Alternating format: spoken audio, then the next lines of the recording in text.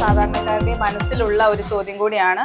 നമുക്കറിയാം, ഒന്നാം പിണറായി സർക്കാരിലാണ് 4 ലക്ഷം രൂപ ഒരു ലൈഫ് പദ്ധതിയിലേക്ക് എന്നറിയപ്പെടുന്നത് മർത്തി സാഹിബിന്റെ പേരിലാണ് ആദ്യമായിട്ട് കേരളത്തിലേക്ക് റബ്ബർ കൃഷി പരിചയപ്പെടുത്തുന്നത്.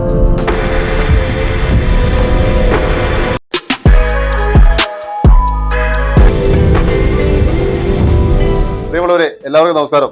നമ്മുടെ വാലിയന്റെ ചാനലിന്റെ സ്ഥാനാർത്ഥികളോടൊപ്പം എന്ന പ്രോഗ്രാമിലേക്ക് എല്ലാവർക്കും സ്വാഗതം. നമ്മൾ ഇന്ന് എത്തിയിരിക്കുന്നത് കൂട്ടിക്ക പഞ്ചായത്തിലെ 4-ാം വാർഡായ ചാത്തൻപ്ലാപ്പള്ളി വാർഡിലെ LDFന്റെ സ്ഥാനാർത്ഥി ജോസ്ന റോയിയോടൊപ്പമാണ്.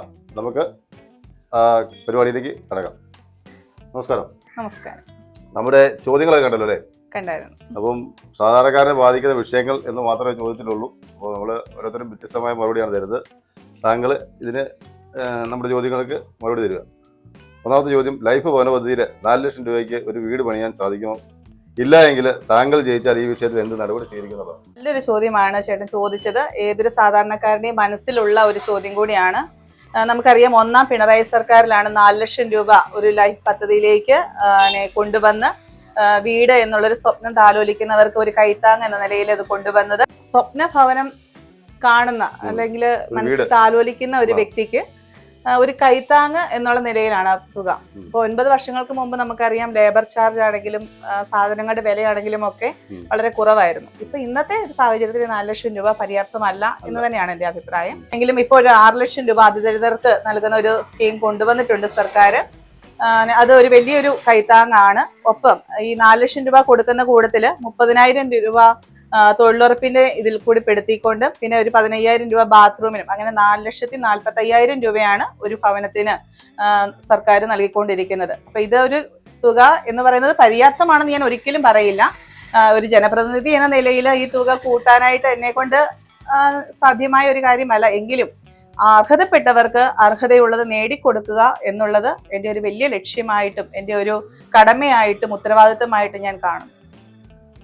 ഓക്കെ, വളരെ നന്ദി. നമ്മുടെ ആദ്യത്തെ ചോദ്യത്തിന് ഉത്തരം തന്നത്. രണ്ടാമത്തെ ചോദ്യം, താങ്കൾ വിജയിച്ചാൽ ഈ പഞ്ചായത്തിലെ കാർഷിക മേഖല പ്രത്യേകിച്ച് റബ്ബർ കൃഷിയുടെ ഉന്നമനത്തിനായി എന്തെല്ലാം പദ്ധതികൾ നടപ്പിലാക്കാൻ സാധിക്കും?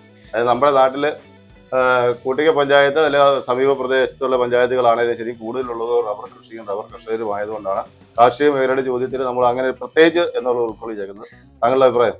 ഓക്കെ, നമുക്കറിയാം, നമ്മുടെ ANDR എന്നറിയപ്പെടുന്നത് മർത്തി സാഹിബിന്റെ പേരിലാണ് ആദ്യമായിട്ട് കേരളത്തിലേക്ക് റബ്ബർ കൃഷി പരിചയപ്പെടുത്തി തന്നത് മർത്തി സാഹിബാണ്. അപ്പോൾ അദ്ദേഹത്തോടുള്ള ഒരു ആദരവ സൂചകമായിട്ട് ഞാൻ ഈ ഒരു സമയം ഉപയോഗിക്കുകയാണ്.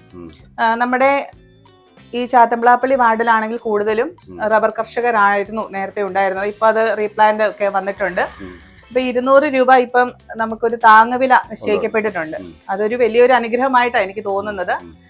എന്നാലും അതെ അതെ അല്ലേ, ഈ വെട്ടുകൂലി ആയിട്ടാണെങ്കിലും പിന്നെ പ്ലാസ്റ്റിക്കുകളിലൊക്കെ ഇപ്പം വളരെ ചെലവ് കൂടി ഒരു ഇതാണ്.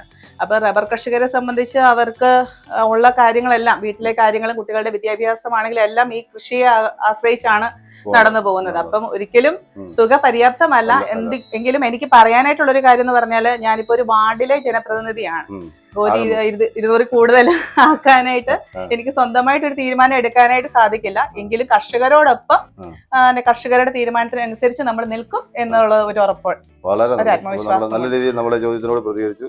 നമ്മള് മൂന്നാമത്തെ ചോദ്യത്തിലേക്ക് കിടക്കാം. താങ്കൾ വിജയിച്ചാൽ ഈ വാർഡിൽ ആദ്യം നടപ്പിലാക്കാൻ ഉദ്ദേശിക്കുന്ന പദ്ധതി, അതായത് നമ്മുടെ കൂട്ടിക്കൽ പഞ്ചായത്തിലെ 4-ാം വാർഡ് ചാത്തൻപ്ലാപ്പള്ളി വാർഡിലെ നമ്മളെ ഒരു സ്ഥാനാർത്ഥിയായിട്ട് നിൽക്കുമ്പോൾ ഏതൊരു സ്ഥാനാർത്ഥിക്കും ആ വാർഡിനെ കുറിച്ച് ഒരു പഠനവും ആ വാർഡിലെ ജനങ്ങൾക്ക് ഏറ്റവും അത്യന്താപേക്ഷിതമായിട്ട് ഏറ്റവും ആദ്യം നേടിക്കൊടുക്കണമെന്ന് ഉദ്ദേശിക്കുന്ന ഒരു സ്വപ്ന പദ്ധതിയാണ്. അങ്ങനെ ഒരു സ്വപ്ന പദ്ധതി താങ്കൾക്കുണ്ടോ? തീർച്ചയായിട്ടും ഉണ്ട്. കൃഷിയെ ആശ്രയിച്ച് കഴിയുന്നവരാണ് കൂടുതൽ നമ്മുടെ ചാത്തൻപ്ലാപ്പള്ളി വാർഡിലുള്ളത്. അപ്പം അതിനെപ്പറ്റി പറയുമ്പോൾ നമ്മുടെ കുടുംബനാഥന്മാര് ജോലിക്ക് പോവുകയും അല്ലെങ്കിൽ പണിക്ക് പോവുകയും വനിതകൾ കൂടുതലും തൊഴിലുറപ്പിനെയൊക്കെ ആശ്രയിച്ച് ജീവിക്കുന്നവരാണ്. അപ്പൊ അവർക്കൊരു നിശ്ചിത വരുമാനം ഓരോ മാസവും കിട്ടുന്ന രീതിയിലുള്ള തൊഴിൽ സംരംഭങ്ങൾ നമ്മുടെ വാർഡിലേക്ക് കൊണ്ടുവരണം എന്നുള്ള ഒരു വലിയ സ്വപ്നം എനിക്കുണ്ട്. അത് ഞാൻ ജനപ്രതിനിധി ആകുന്നതിന് മുമ്പേ ഉള്ള ഒരു സ്വപ്നമാണ്. ഇപ്പം എന്തെങ്കിലും ഒരു സംരംഭം എന്ന് പറയുമ്പോൾ അവർക്ക് വ്യവസായ രീതിയിലല്ല ഞാൻ ഉദ്ദേശിച്ചത്. എങ്കിൽ ഒരു വ്യവസായ യൂണിറ്റുകൾ തുടങ്ങാൻ, കുടിൽ വ്യവസായങ്ങൾ പോലെയുള്ള അപ്പൊ അത് കുടുംബശ്രീയുമായിട്ടൊക്കെ ബന്ധപ്പെട്ട് അതിനുള്ള പ്രവർത്തനങ്ങൾ പല വാർഡുകളിൽ നടക്കുന്നുണ്ട്.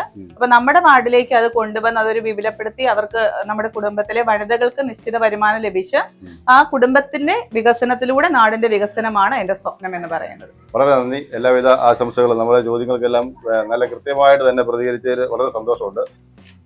Thank you. എന്റെ പേര് ജോസ്ന റോയി, വീട്ടുപേര് കൊല്ലംപറമ്പില്. ഞാൻ 4-ാം വാർഡ് ചാത്തമ്പ്ലാപ്പള്ളിയിൽ LDFന്റെ സ്ഥാനാർത്ഥിയായിട്ട് മത്സരിക്കുകയാണ്. എന്റെ ചിഹ്നം ടെലിവിഷനാണ്. ബാലറ്റ് ഷീറ്റിൽ 1-ാമത്തെ നമ്പറാണ്.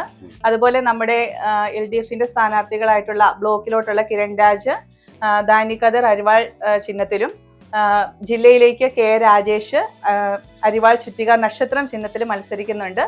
അവരെ വിജയിപ്പിച്ച് നമ്മുടെ നാടിന്റെ വികസനത്തിന് ഒരു തുടർച്ചയുണ്ടാകുവാനായിട്ട് എല്ലാവരുടെയും സഹകരണവും പ്രാർത്ഥനയും ഒക്കെ പ്രതീക്ഷിക്കുന്നു. Thank you.